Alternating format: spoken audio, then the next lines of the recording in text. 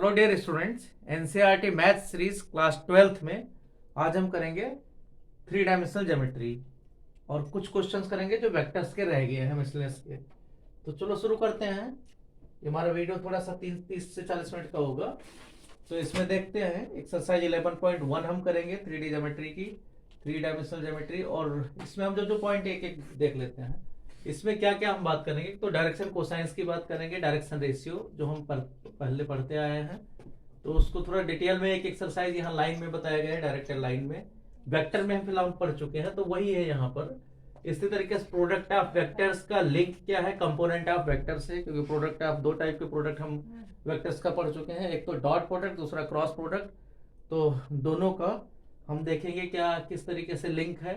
फिर हम करेंगे एक्सटेंशन ऑफ 2D से 3D की ज्योमेट्री किस तरीके से है, और फिर लाइन प्लेन का इक्वेशंस मींस ट्रांसवर्सल नेचर और लॉन्गिट्यूडिनल नेचर 2D लाइन का किस तरीके से है, ये सारी चीजें हम बात करेंगे। फिलहाल यहाँ हम शुरू करते हैं जो पहले हमारा रह गया था। एक्सरसाइज हम देखते हैं मिसलेनियस एक्सरसाइज, वहीं से शुरू करते हैं। मिसलेनियस एक्सरसाइज जो 10 थी वेक्टर अलजेब्रा का उसके कुछ क्वेश्चन रह गए थे, तो वहीं से हम शुरू करते हैं। हमारा क्वेश्चन नंबर 15 तक हुआ था। क्वेश्चन नंबर 15 था हमारा कि prove that a plus b dot a plus b is equal to mod a square plus mod b square if and only a and b are perpendicular. तो ये तभी होगा given mod a is not equal to 0, mod b is not equal to 0, means a plus b dot में a plus b यहां तक हुआ था। फिलहाल हम फिर से बता देते हैं, ये इक्वल टू अगर mod a square plus mod b square है, तो पता क्या करना है यहाँ पर, तो आपको पता करना है कि यहाँ पर तो ये दोनों ऐसा तभी हो सकता है जब a is perpendicular to b हो, और साथ में दे रखा है कि a is not equal to 0, इसी तरीके से b is not equal to 0। में दोनों के मैग्नीट्यूड दे रखे हैं नॉट इक्वल टू, नहीं सीधा वेक्टर ही दे रखा है नॉट इक्वल टू 0। तो यहीं से हम शुरू करते हैं क्वेश्चन। तो यहाँ देखते हैं, इसको अगर एक करते हैं तो ये क्या आ गया यहाँ, मॉड a स्क्वायर प्लस में मॉड b स्क्वायर, कई बार हो चुका है, प्लस 2a डॉट बी। इधर क्या आएगा मॉड a स्क्वायर प्लस में मॉड b स्क्वायर, तो ये कैंसिल हो गया यहाँ से mod a square b square. तो एक तरीके से a dot b equal to 0 आ गया, और इसका मतलब हो गया कि vector a is perpendicular to vector b। यहाँ इफ एंड ओनली इफ है, means a is perpendicular b, तो ये होगा। अगर यहाँ पर इसके बाद अगर ये चीज दे रखा है, तो यहाँ इफ एंड ओनली भी लगा सकते हो कि इफ एंड मतलब दोनों उल्टा करके, if a is perpendicular to b then a dot b equal to 0, if a dot b equal to 0 this implies that, means उल्टा कर दे सकते हो, यहाँ implies that implies if and only को तो दोनों तरफ से, और ये अगर ऐसा है तो ये भी लिख सकते हो इस तरीके से। तो यहाँ उल्टा भी आप दिखा सकते हो, if and only का यही मतलब है। क्वेश्चन नंबर 16 देखते हैं। क्वेश्चन नंबर 16 में कहा गया है if theta is the angle between two vectors a and b then a dot b is greater or equal to 0। तो a dot b greater or equal to 0 तभी होगा, देखो इसका मतलब क्या है, मॉड a मॉड b और बीच में जो एंगल है cos थीटा होता है greater or equal to 0। देखो ये हमेशा greater or equal to 0 रहेगा, ये पॉजिटिव भी रहेगा, ये भी पॉजिटिव रहेगा, means greater or equal to 0 तो रहेगा, ये भी greater or equal to 0 रहेगा। तो cos थीटा का भी greater or equal to 0 होना जरूरी है, क्योंकि तीनों प्लस होंगे तभी ये नंबर पॉजिटिव आएगा। तो इसका मतलब क्या है, cos थीटा का वैल्यू क्या होना चाहिए, इक्वल भी लगा हुआ ग्रेटर और इक्वल टू 0। ऐसा तभी होता है जब थीटा यहाँ दो क्वाड्रेंट का हो सकता है, या तो पहले या दूसरे क्वाड्रेंट में, तो यहाँ पर फर्स्ट क्वाड्रेंट का ही होना चाहिए, मीन 0 से π/2 वाला ऑप्शन सही है, जो भी ऑप्शन है वो सही है। क्वेश्चन नंबर 17 देखते हैं। 17 में कहा गया है if a vector and b vector b two unit vectors, means a vector का मैग्नीट्यूड 1 है और इतना ही मैग्नीट्यूड बी वेक्टर का है, दोनों यूनिट वेक्टर हैं, and theta is the angle between them, then a plus b is a unit vector, means a plus b unit vector, ये unit vector अगर है तो थीटा का वैल्यू क्या होगा ये पता करना है। तो इसके यूनिट के लिए क्या होगा, यहाँ आप कर चुके हो, ये वैल्यू पूछा गया है थीटा के यूनिट वेक्टर, जैसे यहाँ हम कर चुके हैं उसी तरीके से। तो यहाँ देखो इसका स्क्वायर कर देना, स्क्वायर करोगे तो ये 1 का स्क्वायर भी यही रहेगा, 1 ही रहेगा। इसका मतलब हो गया a प्लस बी डॉट में a plus b equal to क्या मिल गया 1। तो यहाँ आप देखो इसको सॉल्व करोगे तो यहाँ क्या आएगा, मॉड a स्क्वायर 1 आएगा, मॉड b स्क्वायर 1 रहेगा, प्लस में 2a डॉट बी जितना आ जाएगा इक्वल टू 1। तो यहाँ से 1 1 कैंसिल हो जाएगा, a dot b equal to आ जाएगा -1/2। ए डॉट बी का मतलब है mod a mod b into cos theta, ये फिर से आ गया -1/2, तो फिर से 1 into 1 cos theta equal to -1/2। तो इस तरीके से थीटा इक्वल टू क्या आ जाएगा, कॉस थीटा अगर -1/2 है तो सेकंड क्वाड्रेंट में थीटा जाएगा, मीन्स पाई माइनस जितना वैल्यू यहाँ होता है π/3 होता है 60 डिग्री का, तो 2π/3 आ जाएगा सेकंड क्वाड्रेंट का। माइनस का सिंबल साइन से अलग है। यहाँ इसी तरीके से क्वेश्चन नंबर 18 देखते हैं। क्वेश्चन नंबर 18 में कहा गया है आई डॉट जे क्रॉस के, आई डॉट जे क्रॉस के, ये vector I dot J cross के, इसी तरीके से प्लस में जे डॉट आई क्रॉस के, प्लस में जे डॉट आई क्रॉस के, इसी तरीके से प्लस में के, यहां पर जे, लास्ट में आई क्रॉस जे, ये सीधा दिया हुआ है आई क्रॉस जे, ये दिया हुआ है। तो यहां देखते हैं आई डॉट जे क्रॉस के का मतलब क्या है, ये सिंपल इस तरीके से चलता है आई जे के, मीन्स आई जे के, इस तरीके से एंटी क्लॉकवाइज चलता है ये। तो यहां देखो आई जे क्रॉस के करेंगे तो आई बन जाएगा, means I dot I, I dot I, इसी तरीके से प्लस में जे डॉट आई क्रॉस के है, मीन्स उल्टा कर रखा है, आई क्रॉस के मीन्स क्लॉकवाइज जा रहा है, तो माइनस में आ जाएगा माइनस जे। इसी तरीके से यहाँ पर के और डॉट आई क्रॉस जे का मतलब भी के, तो यहाँ क्या आ गया I dot A, I mod आई का स्क्वायर मीन्स 1, यह आ गया मॉड आई स्क्वायर, यहाँ माइनस आ जाएगा मॉड जे स्क्वायर, इसी तरीके से प्लस में मॉड के स्क्वायर। तो ये सभी यूनिट वेक्टर हैं, यहाँ 1 आएगा -1 + 1, तो आंसर आ जाएगा 1। इसी तरीके से क्वेश्चन नंबर 19 देखें, जो लास्ट क्वेश्चन है। क्वेश्चन नंबर 19 में कहा गया है theta is the angle between any two vectors a vector and b vector, then a dot b means modulus of a dot b means dot product is equal to, अगर cross product है a cross b के magnitude के, तो theta क्या होगा, तो इसका मतलब क्या हो जाएगा मॉड a, इसमें कुछ इसका फर्क नहीं पड़ता, सिर्फ यहाँ प्लस होना चाहिए, बस यही फर्क पड़ता है, mod b into cos theta, दूसरी तरफ आ जाएगा mod a mod b sign theta. तो मीन्स ये दोनों कब इक्वल है, तो ए बी ये तो कैंसिल हो जाएगा, cos theta equal to sine theta, तो थीटा इक्वल टू क्या होगा, ये केवल फर्स्ट क्वाड्रेंट में ऐसा हो सकता है, π/4 पर ऐसा होता है, क्योंकि यहाँ पर cos theta sine theta second quadrant में अगर देखेंगे तो हो नहीं सकता, क्योंकि tan थीटा 1 आना चाहिए, मेन चीज ये है, cos थीटा उधर ले जाओगे तो sine theta upon cos theta equal to 1। तो ये हमारा वेक्टर से रिलेटेड था। अब हम शुरू करते हैं 3 डायमेंशनल ज्योमेट्री। अब देखो 3D क्या है, 3 डायमेंशनल ज्योमेट्री में थोड़ा सा हमें ध्यान देना है। 3D ज्योमेट्री कहते किसको है, क्योंकि 2D तो हम पढ़ चुके हैं, 2D तो आसानी से बनाया जा सकता है, लेकिन 3D को हमें समझना पड़ता है कि 3D है किसको कहा गया है। तो देखते हैं कि यहाँ 3 डायमेंशनल ज्योमेट्री क्या है। तो 3D का मतलब क्या है कि आपका उसमें लेंथ होना चाहिए, ब्रेथ होना चाहिए और हाइट होनी चाहिए, सभी चीजें उसमें होनी चाहिए। तो यहाँ देखते हैं एक एक पॉइंट। यहाँ जो एक्सरसाइज है, जितना हमारा टारगेट है कि हम ज्यादातर क्वेश्चन जो है वो बेसिक हम करें, कहाँ तक के, जो 12 तक के क्वेश्चन है वो हो जाए, और थोड़ा सा जो आपके बेसिक लेवल का इंजीनियरिंग में पूछा जाता है वो हो जाए क्वेश्चन, तो वो सारी चीजें हम कवर करेंगे यहाँ पर। लेकिन फिलहाल यहाँ एक्सरसाइज में केवल 12 पर ही फोकस है।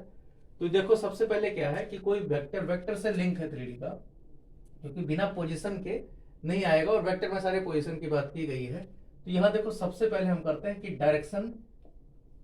डायरेक्शन नंबर्स क्या होते हैं। बहुत जगह डायरेक्शन नंबर्स कहा जाता है और बहुत जगह डायरेक्शन रेशियो है, बुक के हिसाब से देखें तो रेशियो कहा जाता है, बहुत जगह इसको नंबर्स कहते हैं। नंबर्स जहां कहा जाता है वहां पर जैसे 1 1 1 दे रखा है और 2 2 2 दे रखा है, तो दोनों अलग अलग काउंट होते हैं। मींस इनफाइनाइट एक डायरेक्शन रेशियो, एक ही डायरेक्शन रेशियो के इनफाइनाइट डायरेक्शन नंबर हो सकते हैं। यहाँ फिलहाल डायरेक्शन रेशियो के फॉर्म में कहा गया है।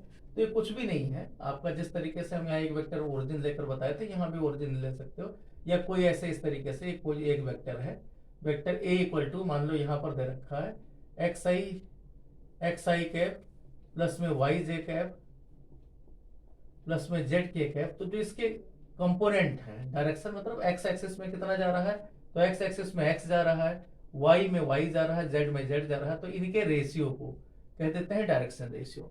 कभी कभी इनका 2 बार लिखने का तरीका नहीं है, तो हम x comma y comma z करके लिख देते हैं। तो इसको कहा जाता है डायरेक्शन रेशियो। तो अब वेक्टर में तो आसानी से समझा जा सकता है। इसे लाइन के केस में क्या होगा, वहां पॉइंट दिया जाएगा, मान लो 2 4 9 दे रखा है, तो यहाँ क्या आ जाएगा, इसका मतलब 2:4:9 ये बन गया आपका 2 4 9। अब देखो इधर इसके दूसरा भी हो सकता है, मतलब इसी डायरेक्शन में और रेशियो भी हो सकते हैं, मान लो 2 से मल्टीप्लाई कर दिया गया तो 4 8 और 18 आ गया। तो देखो ये डायरेक्शन रेशियो इससे 2 टाइम्स है, मींस इनटू 2 करके बनाया गया है। तो यहाँ पर क्या है, डायरेक्शन नंबर जहां पढ़ रहे हैं वहां पर ये दोनों अलग माने जाते हैं, डायरेक्शन दोनों का एक ही होता है। जहां रेशियो होता है वहां मिनिमाइज कर देते हैं, मिनिमम में कर देते हैं। ये प्लस माइनस दोनों हो सकते हैं, नेगेटिव में भी हो सकता है और पॉजिटिव में भी हो सकता है, दोनों टाइप का देते हैं। यहाँ एक्स एक्सिस, ये वाई एक्सिस, जेड एक्सिस, तो यहाँ ये चीजें हैं। इसी तरीके से अगर यही वेक्टर यूनिट वेक्टर बना दिया जाए, मान लो ए को यूनिट वेक्टर कहा गया, तो x i cap plus y j cap plus z k cap, और यहाँ पर क्या आ जाएगा, divided by square root of x square plus y square plus z square. तो यहाँ क्या आ जाएगा, ये चीज इस फॉर्म में आ जाएगा, x upon x, x upon में root x square plus y square plus में जेड स्क्वायर, यहाँ आपका आई कैप। इसी तरीके से y divided by square root of x square plus y square plus z square j cap, और यहाँ पर z डिवाइडेड बाई रूट में x square plus y square plus z square k cap. तो इस तरीके से आपका जो ये हिस्सा है इसको बोल देते हैं direction cosines, L I plus में एम जे, वैसे फिल हो चुका है ये एन के। तो ये वेक्टर से आसानी से समझ में आ जाता है। तो कोई यूनिट वेक्टर जो बनाता है इन्हीं से बनाता है। एल एम एन है क्या, कि मान लो कोई वेक्टर है, तो जो एक्स एक्सिस से, यहाँ भी बना के देख सकते हैं इसको, जो एक्स एक्सिस से एंगल बनाएगा ये एक्स वाला है, ये अल्फा अगर है, वाई से बीटा बना रहा है और जेड से गामा एंगल बना रहा है, तो यहाँ क्या हो जाएगा, एल इक्वल टू कहा जाएगा cos alpha, m equal to इसी तरीके से कॉस बीटा, और एन इक्वल टू हो जाएगा कॉस गामा। तो ये वही सारी चीजें हैं, पॉइंट में कह दिया गया है। अच्छा, इसी तरीके से अगर देखें यहाँ पर एल एम एन के फॉर्म में इस तरीके से मिला, इनका देखें अगर एल स्क्वायर, मान लो इनका मैग्नीट्यूड देखें तो 1 आना चाहिए, तो l square plus m square plus n square का स्क्वायर रूट यहाँ पर 1 आना चाहिए, या आप कह दो l square plus m square plus n square का आना चाहिए 1। तो ये सब रिजल्ट है, इनकी जरूरत हमें यहाँ पर है। तो ये तो कहते हैं डायरेक्शन रेशियो, डायरेक्शन कोसाइंस। ऐसे अगर यहाँ ओरिजिन से नहीं कोई दूसरे पॉइंट से, मान लो एक पॉइंट दे रखा है पी पॉइंट है और दूसरा क्यू पॉइंट है, पी का कोऑर्डिनेट मान लो x1 y1 z1 है, इसी तरीके से क्यू का कोऑर्डिनेट जो कॉमन सा x2 y2 z2 लेते हैं। अगर इनके डायरेक्शन रेशियो की बात है तो आपको पी क्यू वेक्टर पता करना पड़ेगा। पी क्यू वेक्टर क्या हो जाएगा, ओ क्यू माइनस, तो ये क्या आ जाएगा, O Q minus O P में से x2 माइनस x1 यहाँ आ जाएगा, इसी तरीके से y2 माइनस y1 और z2 माइनस z1। तो अगर दो पॉइंट दे रखा है तो इनके डायरेक्शन रेशियो कैसे दिए जाएंगे, डायरेक्शन रेशियो आप लाइन पी क्यू, आप लाइन पी क्यू का क्या आ जाएगा, इस तरीके से लिखा जाएगा x2 minus x1 y2 minus y1 and z2 minus z1। और जब ये दोनों मिल जाएं, यहाँ मान लो इनका नोटेशन एक्स वाई जेड रखे हैं, यहाँ में एक्स बार बार लिखा हुआ है, या एबीसी भी लिख सकते हैं, एक्स वाई जेड के फॉर्म में है। तो जब ये मिल जाए तो डायरेक्शन कोसाइन हम जब चाहें तो यूनिट वेक्टर से बना सकते हैं। डायरेक्शन कोसाइन क्या आ जाएगा, एक्स डिवाइडेड बाई यही दो फॉर्मूले हैं। तो इस तरीके से 2 पॉइंट फॉर्म में ये एक्सरसाइज 11.1 में ये सारी चीजें दे रखी हैं।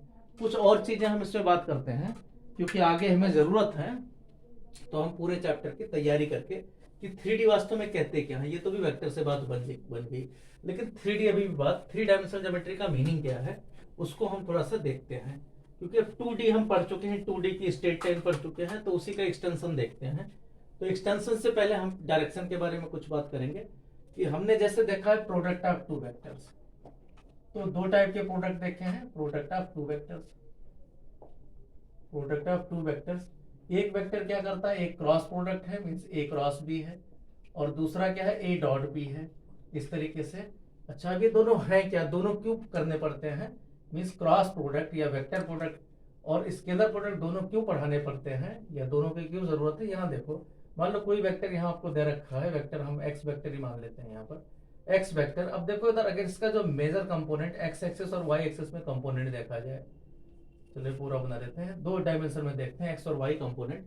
तो एक्स में इस एक्स का क्या आएगा, अगर ये एंगल थीटा बना रहा है तो ये वाला कंपोनेंट क्या होता है, ये वास्तव में होता है x cos theta, means x cos theta. ये तो इसका आएगा मैग्नीट्यूड साथ में जो इसका डायरेक्शन है, डायरेक्शन इसका क्या है, आई कैप है। इसी तरीके से दूसरी तरफ अगर हम देखें तो क्या आ जाएगा, मॉड एक्स साइन थीटा, और जो इसका डायरेक्शन है, मान लो जे कैप है तो जे कैप लग जाएगा। अब होता क्या है यहाँ पर, इसका मीनिंग क्या है, अगर हम इसको वेक्टर प्रोडक्ट के हिसाब से देखें तो वास्तव में क्या है कि अगर यहाँ आई कैप नहीं होता, कोई डायरेक्शन होता, तो ये क्या होता है, ये वाला प्रोजेक्शन होता है, इसका प्रोजेक्शन जिसको हम कह चुके हैं। और ये क्या होता है, ये ऊपर की तरफ जाता है। तो एक्स कंपोनेंट जो ऊपर की तरफ जा रहा है, अब आप ऐसे देखो, ये मान लो हम ए बी की तरह देख रहे हैं, मान लो कोई या एक्स ही चलो ले लेते हैं, तो जो इसका ऊपर जा रहा है मीन्स नॉर्मल की तरफ जा रहा है, ये वास्तव में क्या जा रहा है, एक्स क्रॉस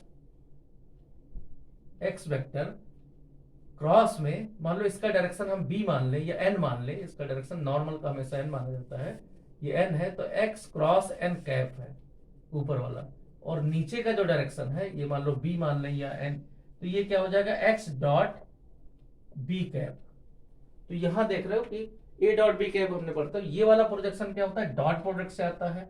मीन्स अगर ओरिजिन मान लें, जो एक्स की तरफ जा रहा है, जो होरिजेंटल जा रहा है, ये होरिजेंटल वाला पार्ट है और ऊपर वाला नॉर्मल है। तो जो होरिजेंटल पार्ट जाएगा वो किस टू डायमेंशन में देखो किस तरफ जा रहा है, एक्स डॉट बी कैप। यहाँ देखो उधर अगर आप डॉट करोगे तो क्या आ जाएगा, एक्स का मैग्नीट्यूड बी का मैग्नीट्यूड 1 हो जाता है यूनिट वेक्टर, मॉड बी आपका यूनिट वेक्टर 1 आ जाता है। तो इसलिए क्या आ जाएगा यहाँ x mod x cos theta, जो हम यहाँ लिख कहते हैं थीटा, ये एंगल है। इसी तरीके से ये एंगल थीटा लिया गया है।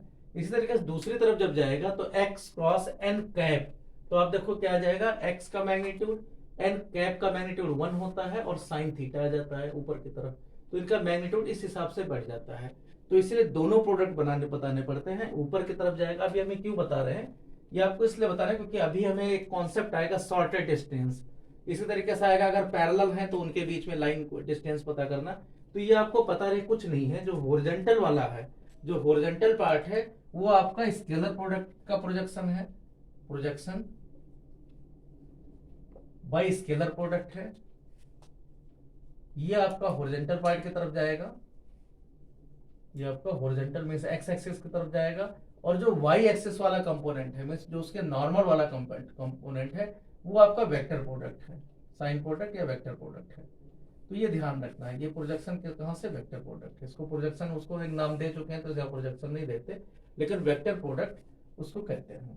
तो ये ध्यान रखना है क्योंकि आपको बार बार आएगा कि उसके कोई दो के परपेंडिकुलर जाना है, तो इस हिसाब से हम उसको करेंगे, वो हम जैसे जैसे जरूरत पड़ेगी वो हम समझाते रहेंगे। डायरेक्शन इसका हमेशा नॉर्मल रहेगा, उसी तरीके से रहेगा जैसे x axis y axis, x axis y axis, ये अगर दोनों एक है कैसे भी, तो जेड वाला इन दोनों के परपेंडिकुलर होता है। तो यही बात यहाँ भी होती है, ये ए है ये बी है, और इसका जो डायरेक्शन है ये एन, ये हमेशा ए क्रॉस बी का, जो ए क्रॉस बी आएगा मीन्स ए और बी का जो प्लेन बनेगा उसके हमेशा नॉर्मल रहेगा। तो ये ध्यान रखना है, ये आपका एक लिंक था, इसमें ये समझना जरूरी था। इसी तरीके से देखते हैं और भी पॉइंट है इसमें, इक्वेशन ऑफ ए लाइन किस तरीके से, वो हम एक्सरसाइज के बाद में, पहले एक्सरसाइज 11.1 कर लेते हैं। देखते हैं एक्सरसाइज 11.1। एक्सरसाइज 11.1 में कहा गया है, क्वेश्चन नंबर 1 है कि if A line makes angle 90 degree 135 degree 135 degree 90 degree और साथ में 135 डिग्री और 45 डिग्री, ये एंगल बना रही है। तो क्या पूछा क्या गया है आपसे कि जो है ये इनके डायरेक्शन कोसाइंस क्या होंगे। इफ ए लाइन मेक्स 90 इतना with the x y z axis, तो इसके डायरेक्शन कोसाइंस क्या होंगे, मीन्स इस तरीके से ये आपका एंगल बन रहा है। तो अल्फा बीटा गामा दे ही रखा है, अल्फा बीटा गामा तो बिल्कुल सिंपल है, एल इक्वल टू क्या आ जाएगा कॉस 90, इस तरीके से एम इक्वल टू आ जाएगा कॉस 135 और एन इक्वल टू आ जाएगा कॉस 45। तो ये वैल्यू रख देना है, कॉस 90 जीरो हो गया, 135 -1/2 और ये -1/√2 और ये आ गया 1/√2। तो ये वैल्यू आ गई इनके। क्वेश्चन नंबर 1 था। क्वेश्चन नंबर 2 देखते हैं। क्वेश्चन नंबर 2 कहा गया है find the direction cosine of a line which makes equal angles with the coordinate axis.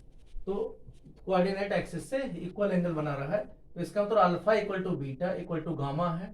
इसका मतलब क्या हो गया कि अगर ये दोनों बराबर हैं तो इसका मतलब क्या हो गया, l equal to m equal to n है, तीनों बराबर क्योंकि l equal to cos alpha होता है। तो यहाँ हो गया एल स्क्वायर प्लस में सबको मान लो एल ही मान ले, l square plus l square, क्योंकि रूल क्या होता है, l square plus m square plus n square, इसका जो मैग्नीट्यूड है 1 आना चाहिए, तो l square plus l square plus l square equal to 1 आएगा, तो 3l स्क्वायर इक्वल टू 1 हुआ, l equal to plus minus 1/√3 आ गया। तो मर्जी हो प्लस दोनों ले लो या माइनस ले लो, लेकिन दोनों सब बराबर लेने हैं, ये ध्यान रखना, तो हम प्लस ही ले लेते हैं। तो यहाँ पर क्या आ जाएगा, 1/√3 1/√3, यही m आएगा यही n आएगा। तो ये आ गया। क्वेश्चन नंबर 3 देखते हैं। क्वेश्चन नंबर 3 में कहा गया है if A line has direction ratios -18 12 -4, किसी का डायरेक्शन रेशियो क्या है, डायरेक्शन रेशियोज दे रखा है -18 साथ में -12 एंड -4, ये दे रखा है डायरेक्शन रेशियो।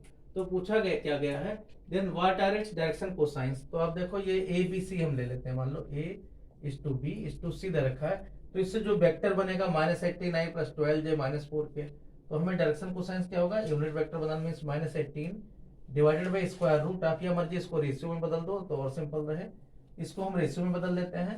तो क्या आ जाएगा यहाँ पर A/B/C क्या आ जाएगा, -6 से डिवाइड कर देते हैं, तो क्या आ जाएगा -3, माइनस से नहीं डिवाइड होगा, यहाँ पर 2 से डिवाइड हो सकता है सिर्फ, तो क्या आ जाएगा 9, -2 से डिवाइड किया गया है, यहाँ -6 और यहाँ पर 2, ये बन जाएगा।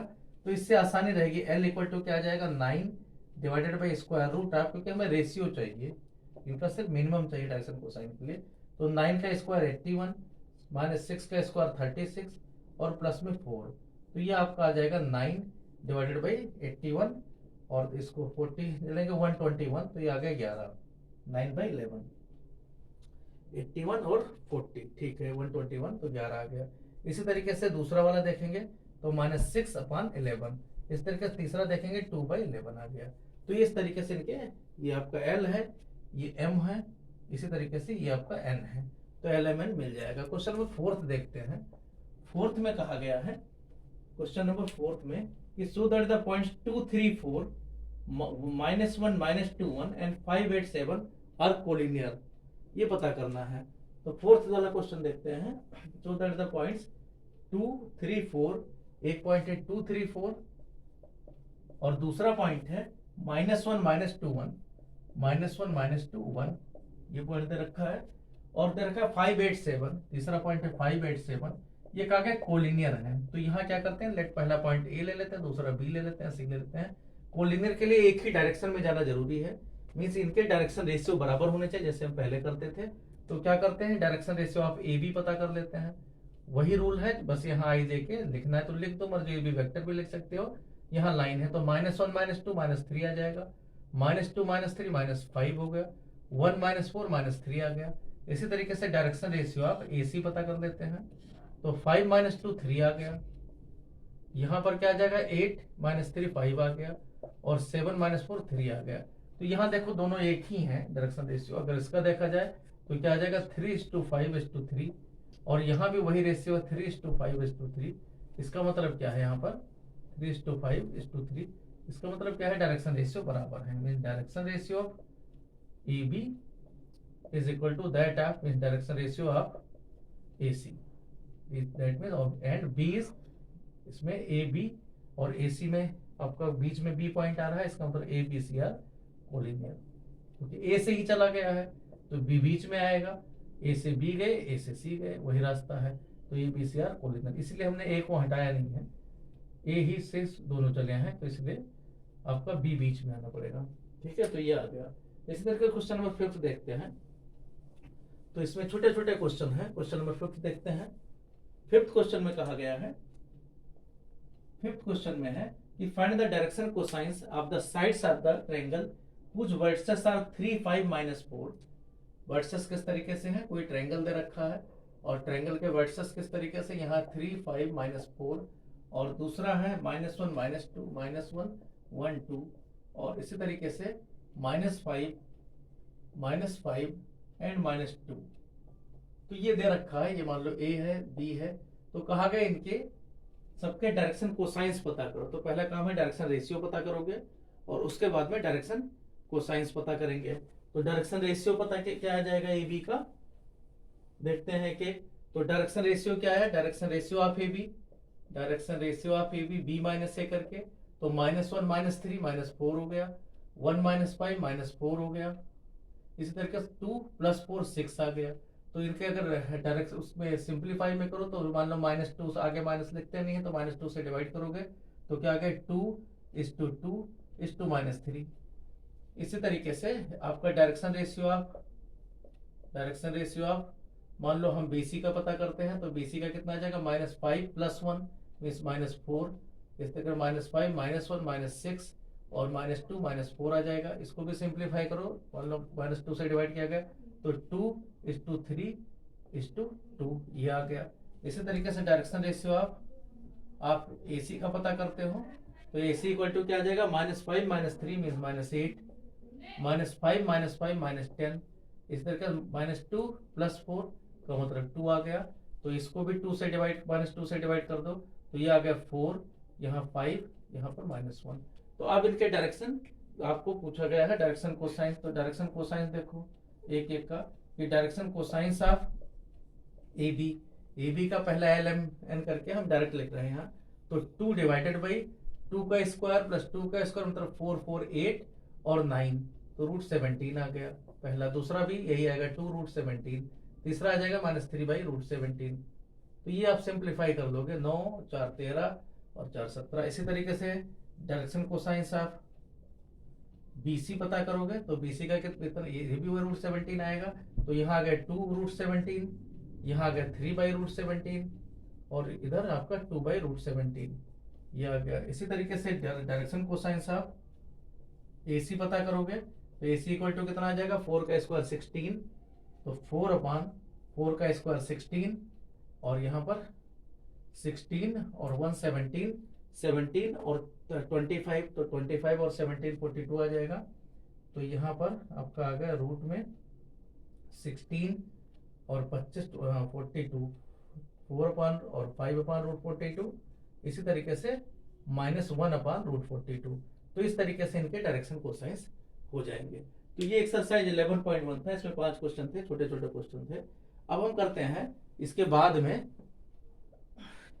में करते हैं इसमें एक पॉइंट जो रह गया उसमें उसकी बात करते हैं और नेक्स्ट एक्सरसाइज की हम बात करते हैं कि नेक्स्ट एक्सरसाइज किस तरीके से है। नेक्स्ट एक्सरसाइज देखते हैं कि क्या है। नेक्स्ट एक्सरसाइज में स्ट्रेट लाइन है। अब लाइन देख तो आया कैसे है उसका हम थोड़ा सा देखते हैं 2D का एक्सटेंशन किस तरीके से हुआ है और फिर हम आगे इसको बढ़ाते हैं। तो देखते हैं क्वेश्चन। यहाँ पर क्वेश्चन नहीं, पहले हम देखते हैं कि इक्वेशन ऑफ ए लाइन। अब जो हमारा बेसिक है वो 11.2 पर हमारा फोकस है, 11.2 की एक्सरसाइज पर।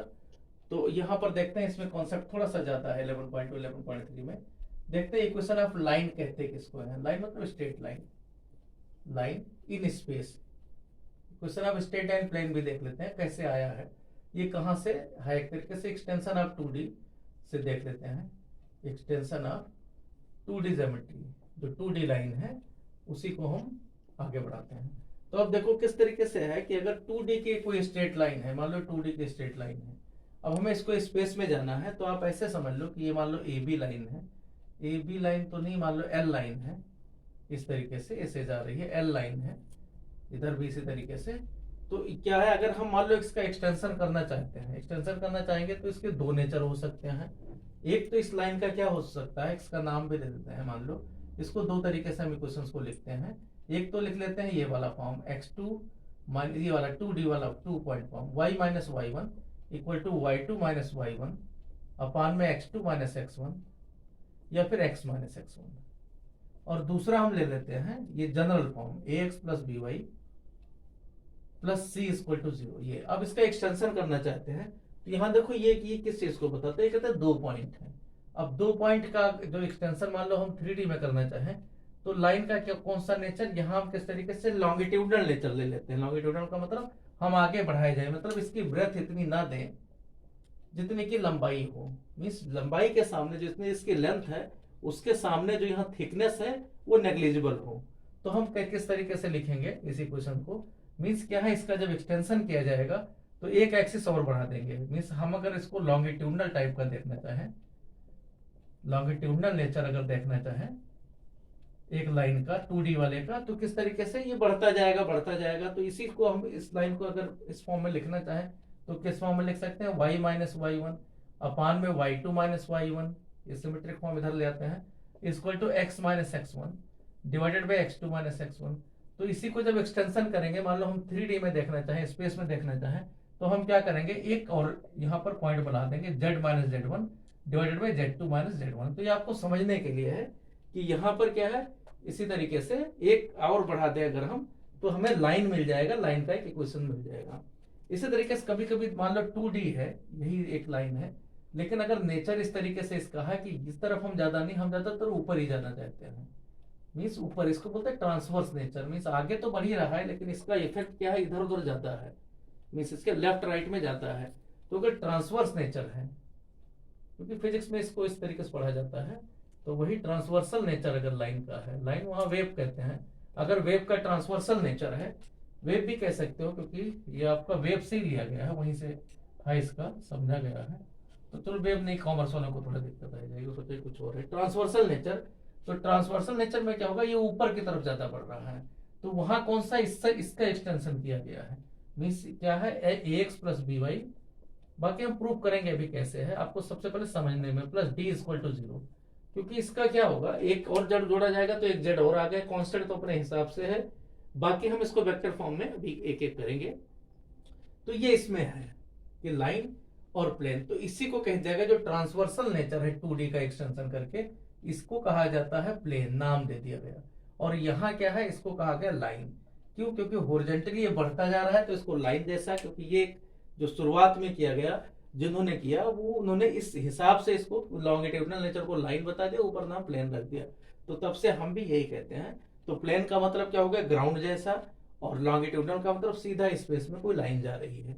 अब इसको हम देखने के लिए देखो बहुत सारे इसमें एग्जांपल हम लेंगे अभी आपको बताने के लिए कि 3D का आपको पता है, 3D में किस तरीके से क्यूब क्यूबाइड होते हैं, तो वो सारे कॉन्सेप्ट रखे जाएंगे क्यूब क्यूबाइड वाले, और बाकी जो है यहाँ हम लेंगे, उसमें जब प्लेन की बात करेंगे तो प्लेन में थोड़ा सा अलग सा कॉन्सेप्ट आएगा।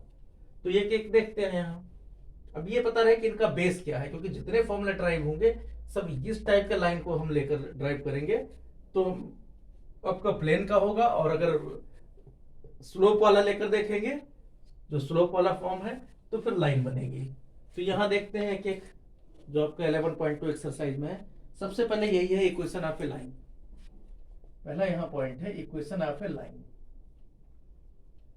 Equation of a straight line means of a line in space.